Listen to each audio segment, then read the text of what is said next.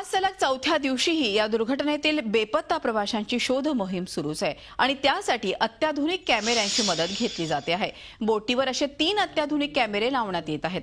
पाण्याखालचं 700 फूट खोल आणि 400 फूट रुंद असं भागाचं चित्रीकरण या कॅमेऱ्याद्वारे करता येणार आहे। स्वतः सार्वजनिक बांधकाम मंत्री एकनाथ शिंदे यांनी महाड येथील घटनास्थळाला काल भेट दिली आणि या शोध मोहिमेची पाहणी केली।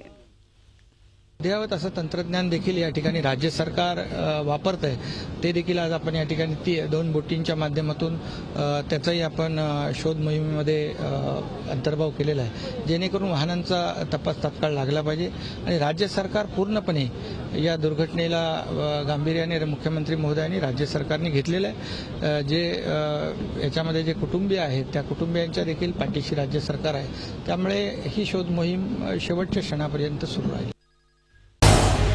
झी 24 तास रहा एक पाऊल पुढे।